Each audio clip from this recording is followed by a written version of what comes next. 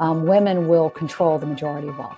Something interesting is happening too, where young women are the majority of college graduates, the significant majority of post-grad graduates. Women are on the move. Your journey to wisdom, wealth, and wellness starts here. In this episode, host Jonathan Satovsky engages with Sallie Krawcheck, a renowned financial expert and CEO of Ellevest. Krawcheck discusses her contrarian investment approach, efforts to eliminate conflicts of interest in financial advising, and the challenges women face in finance. Welcome to this episode of Seeking Wisdom, Wealth, and Wellness. And I'm absolutely thrilled to be here with Sallie Krawcheck, who I'm a big fan. She's someone that, has been a role model from afar. She doesn't know it, but, I have like a little super crush. Ooh, really? But she's been called the most powerful woman on Wall Street. The former head of Bank of America's Global Wealth and Investment Management Division. She's a renowned financial expert and advocate for women's empowerment. Currently, she's CEO and founder of Ellevest, investing and wealth management company built by women for women. This is no joke. This is the future. It's pretty cool. Founded in 2014, it just recently rang the opening bell with a milestone of $2 billion of assets under management. Congratulations. Thank you. Little shout out. Thank you. Woo! And perfectly timed with Women's History Month in March of 2024. Yeah. So that's pretty cool. Anyway, she's recognized by Investment News as one of the fastest growing registered investment advisors in the nation. Her leadership continues to drive meaningful change in the finance industry, empowering women to take control of their future finances. Welcome, Sallie. Thanks for coming. Thank you. Thanks for having me. Good to be here. All right. So I want to rewind because I know it's hard to believe, but there's actually some people that actually don't know your history. I know it's kind of wild. Plenty. But you've had such a remarkable career on Wall Street, and it would seem, I think, the best is yet to come. I think the impact you're making is so much more profound in what you're doing now. But I want to rewind to the beginning of your career because, I think you've had a greater impact in developing people and coaching people and a lot of the things you've done. But when you were the number one sell side analyst on Wall Street, way back when sell side analysts were a thing, which I don't know if they're a thing anymore. But you had an impeccable reputation for impartiality, which you were famously dubbed the last honest analyst, which is cool, which is really cool. So maybe you could just share just a little glimpse of that origin story, coming up, in a male-dominated industry, probably 90+% of your peers were males, and you were crushing it. So for sure. Maybe you could just give us a little origin. Well, with that intro, no, it was pretty cool, to be on the cover of Fortune magazine as the last honest analyst with a picture of my face that was, I think, bigger than my actual face at the time. Will always stay with me.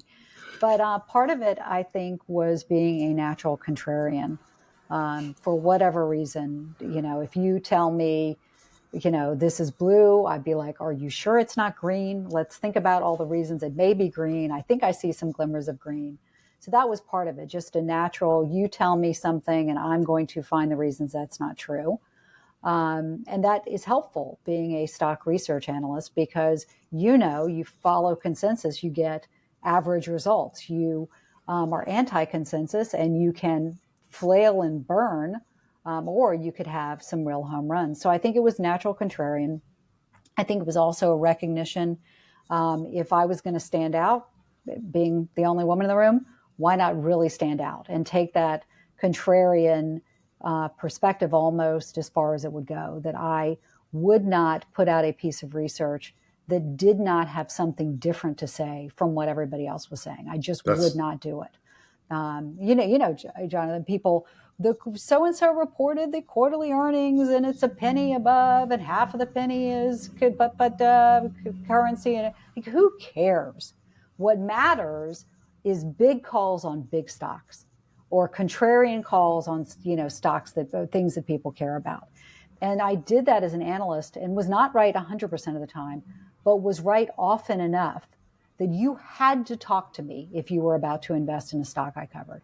That if you did not, and you went into your portfolio manager's office or your investment committee, and you did not know, they would say, what does Sallie Krawcheck, that contrarian, say about this? And if you didn't have an answer, you weren't doing your job.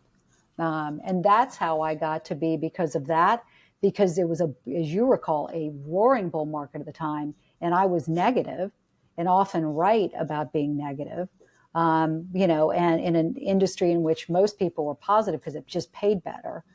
That's how I got to be the last honest analyst. That must have been very gratifying. That's pretty good starting story, and there's a lot to unpack there. But I want to keep going because there's a lot more I want to dig into. And what's interesting is I don't think what this has changed.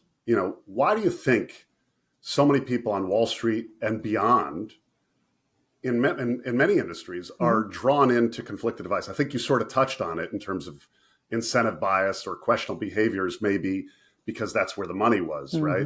So why is it that these questionable behaviors continue to be front and center rather than people opting for their own honest, unique opinion, guidance, even if it's contrarian and wrong? I mean, I think, to your point about no one batting 1,000, I think to be an amazing analyst, what do you need to bat? 51%?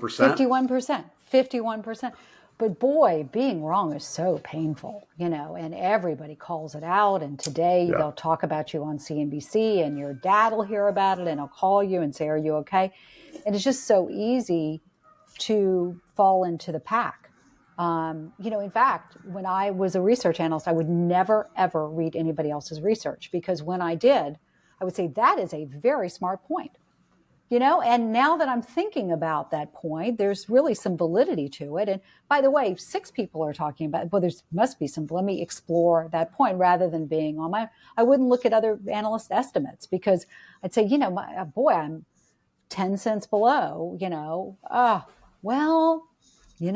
maybe they're seeing something. Maybe put on top of that, I'll never forget someone told me earlier in my career that research at the time was a business in which you could make millions of dollars a year by being solidly in the pack. And what's bad about that? I don't have to take that much risk. I have to work pretty hard, but I don't have to take that much risk. I can limit, that exposure and make plenty of money. I think I'll do that, right? As opposed to stand out of the pack, risk, your ego, risk if you're wrong for long enough getting fired. And do you really do that much better than anybody else? Career risk is a big motivator. So it's, it really ties into incentive. It's interesting. So when you were CEO of Citibank's wealth management, Smith Barney's wealth management unit, and, must have been quite a thing being Fortune's most influential person under the age of 40. It's amazing that you just turned 41 now. It's like, I know. It's so it's weird. Great aging. Weird. Great aging process. But anyway, I'm backward aging. Yeah. Like Benjamin Extraordinary. Button. But you made a bold decision at that time, which, I think was amazing to almost front run everyone in the separating conflicts of interest between brokers and research operations. I'm curious, how challenging was that decision at the time, and how did it impact the culture? People throwing barbs at you from the firm, from the employees, from the client ecosystem. And losing money, because research analysts used to not only put out research for institutional and individual investors in which their motivation was to get these individuals and institutions to buy low and sell high. They also were giving advice to corporations, investment banking clients at the same time, where the best advice was to sell high, right, and buy low. Completely in conflict. And understandably, because the institutions had the big bucks they would bring for a secondary and IPO, et cetera, the analysts would sort of tend towards being on the side of the institutions. They had the investment bankers there too, who were like, this is, put a buy on this company. There were all kinds of emails that showed these conflicts were in place. Elliot Spitzer came in and broke up, that. But before that happened, I made the choice as a director of research and running a business, we would get rid of the conflicted investment banking business. It was incredibly painful. One, we couldn't afford to pay our analysts as much because we didn't have the 2 revenue streams. So what did they do? They quit and they went to other places. At the same time as our revenues were under pressure, I would have other directors of research call me and in a very mansplaining, patronizing way, explain to me why my strategy would never work. And in fact, I would say it was on its way to failing when these conflicts came to light, and everybody else had to pay 150, million plus in fines, and the business that I was running went vertical. But it was perhaps the toughest point in my career, where I took that contrarianism that I'd had as a research analyst, put it into place in business. And to be frank, had the bull market before the internet bubble burst lasted another year, I would have certainly been out of a job, maybe another 6 months, and I would have been out of a job for having exactly the wrong call. But you still plunged ahead fearlessly. Yeah. So it's awesome. It's really great for anyone developing in a career to really stick by their principles and their ideals, regardless of the outcome. You seem to be impervious to whatever the outcome is. Well, what's the worst? The worst thing that could happen is I get fired. So what? I got fired later anyway. So what? Then you find another job. That's awesome. I love it. Great attitude. But how did you manage to remain humble and hungry and driven amongst all the attention and accolades? Under 40, being recognized as top 40, and a woman in the field. Having all these, the attention on you, how did you maintain your humility? Well, I'm massively insecure. That's why. And so it's always what is the next thing, and what's the next place I can have impact. And I'm only as successful as what I did yesterday and today. And so what about tomorrow? But the industry will keep you pretty humble too, because as I've gone through my career, I think at every step there have been, not just people, but most of the people saying, well, this is dumb. When I've launched Ellevest, and I know we haven't gotten there yet, but, I've been talking about it because we just reached the 2 billion assets under management level. So you're thinking back to when we were founded. And a friend of mine, a woman I was friendly with, wrote an article about, investing advice for women seems like a good idea. Here's why it's not. Wow. And so that kind of naysaying every step of the way keeps you pretty on your toes.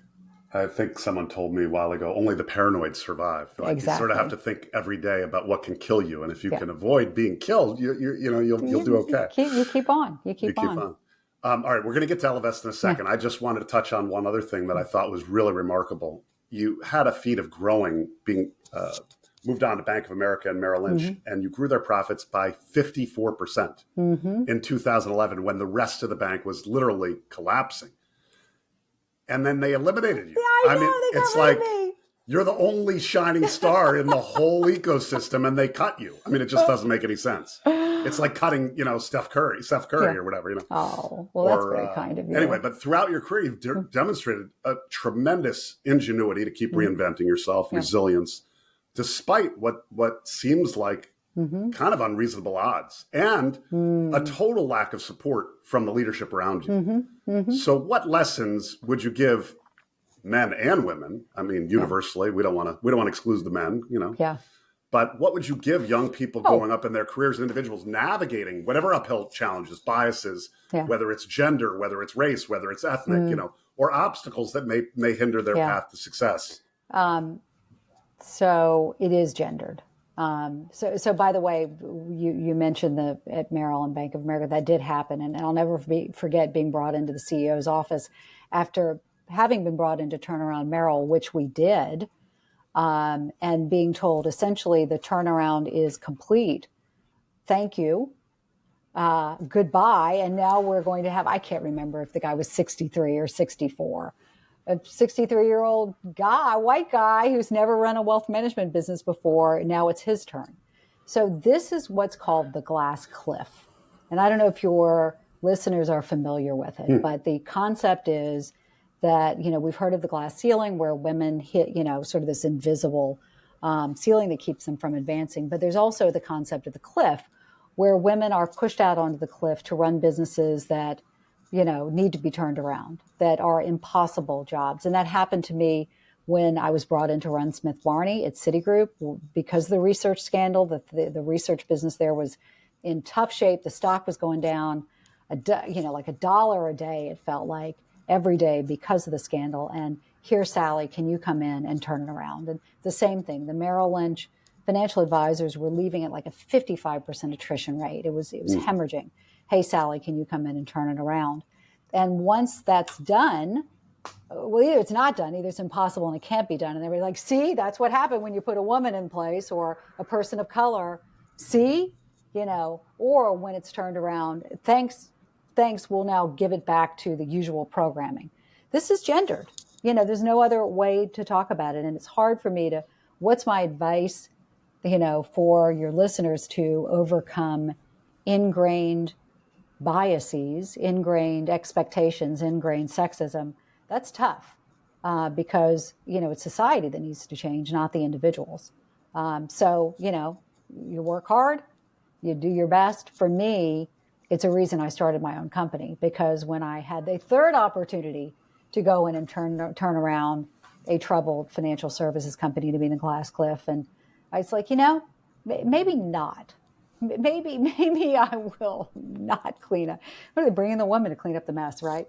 Maybe I won't. Maybe I'll do something else. So you struck on something I've talked to previously on previous episodes with a sports psychologist about the idea, Greg Harden, who was responsible for a lot of successful athletes and Olympians. He said, control the controllables. Absolutely. So taking charge of your own future. Now let's shift and talk about that a little bit. Your latest venture, Ellevest, which, I love it. Even though I'm a man, I think I might have told you this when we first met. The idea of empowering women is so critical. And I just very short, brief story. My parents were divorced when I was young. It's the only reason I'm in this profession is I saw my mother being vulnerable when I was like 11 to 13 years old. And I was like, man, she's amazing. Why would she be put in a vulnerable position to compromise decision-making in the future? How can I make her and empower her so that she can make decisions out of position of strength, which you are doing, which is awesome. So can you provide a little background on how this initiative started and your vision for, the impact of redefining investing for women? That would be really cool. So after leaving Merrill, I had any number of people say, if you should start an investing platform for women. And I said, that's a terrible idea. Women, why would we need our own thing? Do you think we're not capable of investing with the men? And that feels junior varsity. Yeah. This is my internalized sexism, my internalized, expectations. And, but one day, sort of thinking about it, sort of the era of lean in, thinking about how powerful it is to get money to women, how we love to say it all is, nothing bad happens when women have more money. The economy grows, of course, families are better off, communities are stronger, society's fairer, nonprofits are better, like everything good. But the gender wealth gap has been stubbornly stuck at women having 30 cents to a white man's dollar. And Lean In was, doing its thing, not moving things as far forward as we would have hoped. But it struck me, what pay is important, wealth is even more important. What is keeping women from building wealth? Lower pay for sure. But discovering women just don't invest as much as men do, even adjusted for these other money gaps. Well, our industry, I believe, understands this. When I was running Merrill, I knew that men left their financial advisor at a rate of, low single-digit % a year, but women leave in the year after their partner or spouse's death at a rate of like 80% over the next year. We know this. But we think, well, frankly, it's women's problem. They're just risk averse. We always hear that. Women are risk averse. They don't enjoy the sport of investing as much. That is on them. They need more financial education. They're not as good at math. None of those are true. We find women are not risk averse. We're risk aware. We want to understand risk before taking it. Women are as good at math as men. Women need more financial education. So do men. So what is the issue? Assuming the industry is not perfect and it's a women's problem, what is it? And began to think, nobody has built an investing firm, a wealth management company that centers women. By the way, I didn't know what it meant, but I know no one's done it. So what if we founded an Ellevest which I love to say is funded by, founded by, built for investing through women. What if we built an Ellevest and we began with an investing algorithm that is the only one that takes gender into account, which matters if you're a woman because you earn less and you live longer. You take more career breaks. So if you don't take that into account, you're really shortchanging her. We had other findings. As you know, a man will invest through jargon he doesn't understand. He'll say, that seems important. I think I got the context. Let me keep going. Women will, that seems important. I'm going to stop. I've been socialized. My friend Rashmi Sajani says, boys are taught to be brave. Girls are taught to be perfect.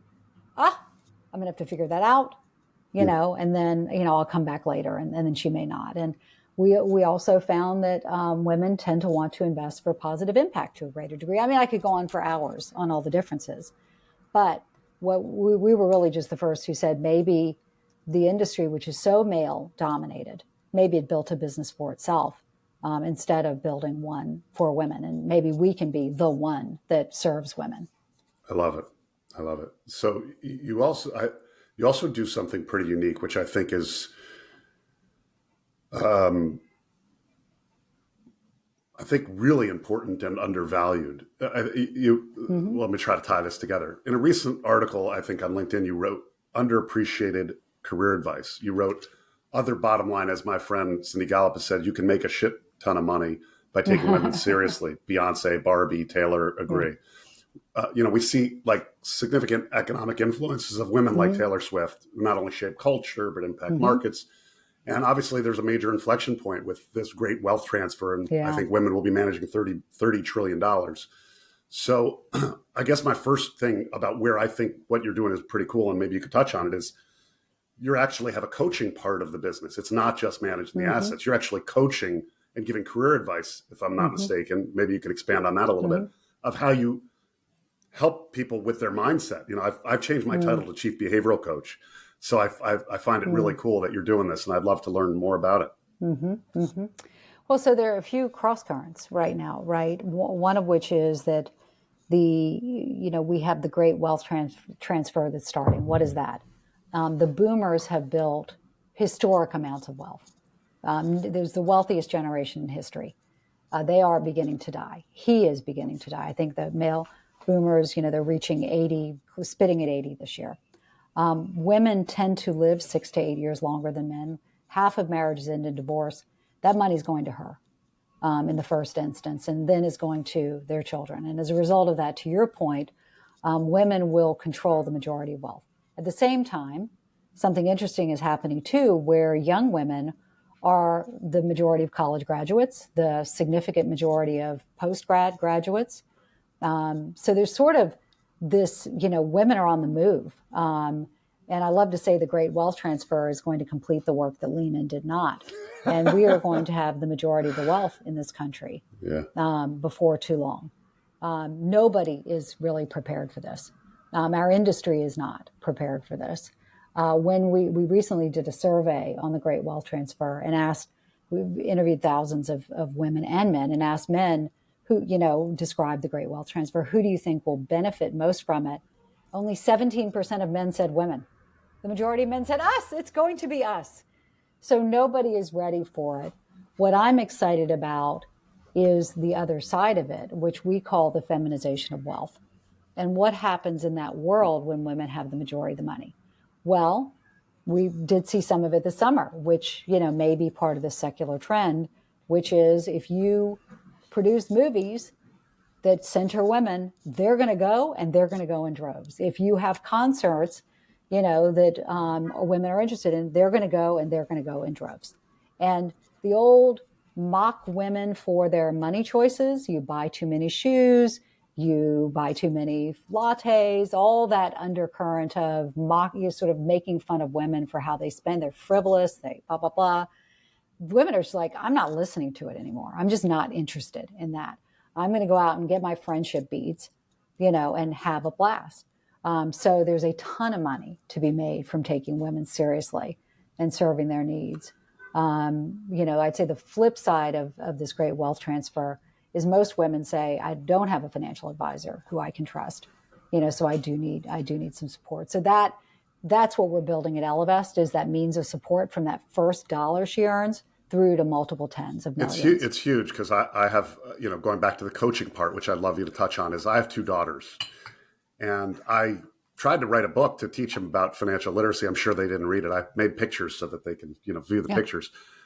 But how do you get them started to empower them? Like, what is your, what age do you start talking to daughters or women in the workforce about taking complete ownership and not putting themselves in a dependent situation? You know?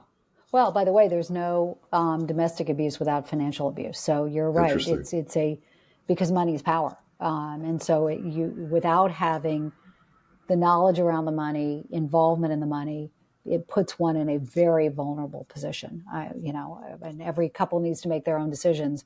But we at Ellevest say, for goodness sake, at least control your retirement savings, because since we live longer than men, that we need to certainly have in control. Look, it needs to start in schools. Wherever there is woodworking that is still being taught, as at my kids' schools, that needs to be ripped out. Nobody needs to work wood, right? I'd even vote for get rid of trigonometry. I'm a very quantitative person, and I'm now ready to call it multiple decades into my career in a financial industry. I have yet to use trig, and I don't even remember it.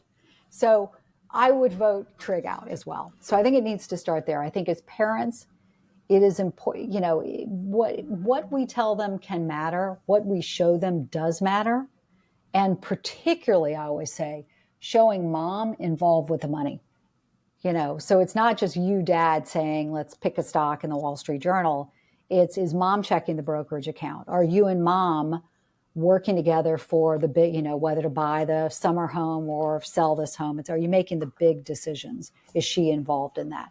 Seeing that mom is going in and asking for the raise, doing it confidently. That's what's going to really make the difference with her. Right. And then having an Ellevest there where we have, a big online presence. I think we've got a community of 3.5 million where she can go to our Instagram. She can sign up for the newsletter. She can go to the, courses that we taught, the webinars, et cetera. That's great. Where she learns in a community of herself, as opposed to the choices to date have been go to dad's guy, right? And dad's guy is not relatable to her.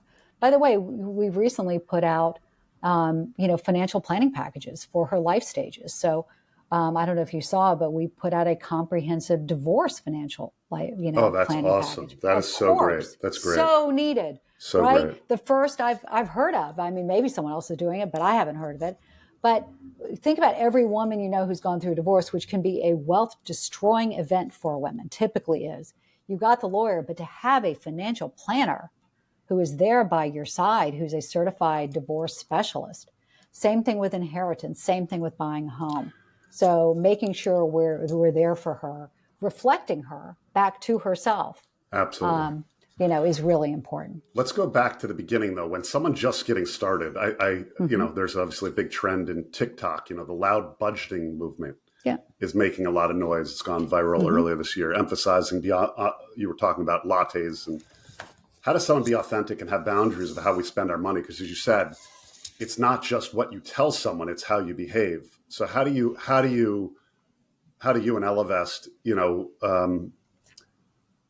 bring that financial education and literacy where that young women can feel empowered to buy shoes without guilt or latte or whatever, but at the same time also understand the central concepts of paying yourself first, putting a dime of every dollar to yourself or donating to charity. How do you get them into good habits early? Well, get them into good habits early, right? So for men today, if I say, what does money mean to you? What are the synonyms? Men will say power, strength, independence. And women today will say loneliness, isolation, and uncertainty. Interesting. And again, it goes back to the male money media, CNBC, Barron's, et cetera, is very positive. It's very affirmative. It's about growth. It's about making more money. Women's money media is depressing and negative. And, think about the refinery 29s and the, Glamour magazine, whatever they are. It's about expense, saving. It's about financial planning doesn't have to be very, very hard. It's about don't buy the latte. And so she gets this sense, and this is, by the way, the majority of money media directed to her. It's like 2/3, sort of tells her she's no good at money. And she looks up and she says, that is in fact correct, because I look around and I have less money than my male friends. And by the way, I did buy a latte last week. And by the way, I did get a manicure 2 weeks ago. And there is this silly advice about don't buy. So it is me. And by the way, I've been socialized that talking about money is crass and unattractive and unfeminine and masculine. And so I'm not talking to my buddies about this. So I'm alone and I'm scared. And nowhere does the press say to her, you are making 80 cents to a white man's dollar. You're doing more of the housework. You're doing more of the child care. You're doing more of the emotional care work. You have the pink tax. Of course you have less money. It's systemic. It's systemic. Nowhere does she say that. So she has this sense of loneliness around her. Breaking through that through an Ellevest. And again, it comes back to the community and the finfluencers. I mean, do I love every last finfluencer? No. Do I love every last trend? No.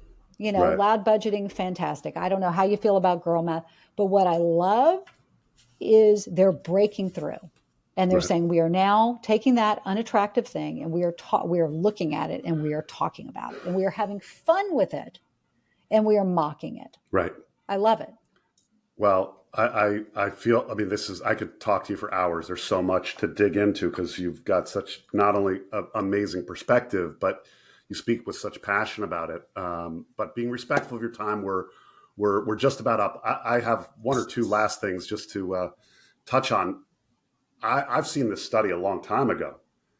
I'm curious your thoughts of how much emotional intelligence plays into finance for women or men or anybody, because in every research paper I've read over the last 30 years, women outperform men by 40 basis points a year, according to Fidelity, 5.2 million a year of extra money, because I don't know whether ego's the enemy or whatever you want to say, but I'm just curious your take about why that discipline or patience is a little bit more empowering to women naturally.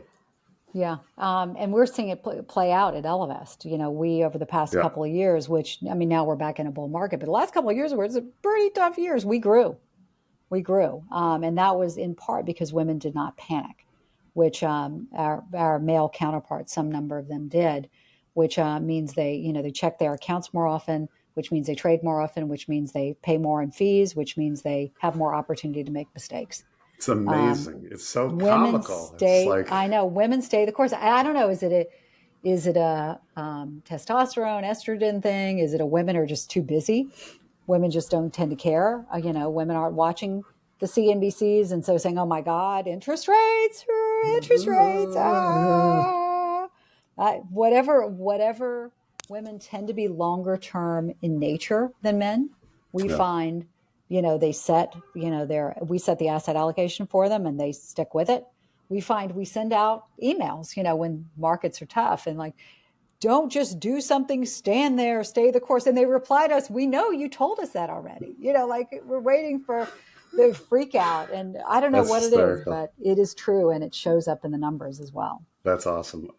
So where can people find you? Where can they connect with you? Website, social media, podcast, anything that they can search it out?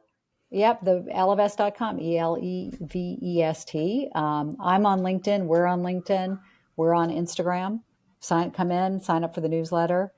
Come along for the ride. We're having some fun. I'll tell you, I was an early subscriber and I learned something from your material. So thanks for putting out good content. What's one last daily habit you'd recommend for young women or men or anybody to be a better investor, to be resilient, to deal with all the things that you've had to confront in your career and professional life to be able to have a successful life?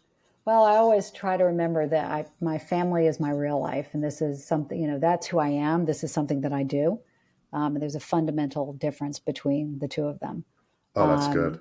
Yeah, that and, it's America. So there are a lot of opportunities to be successful, every day. It's just a matter of being aware of them, playing in traffic, and, being ready for when they float on by. I love it. I love it. Well, thank you so much. Yeah. So grateful for you spending the time.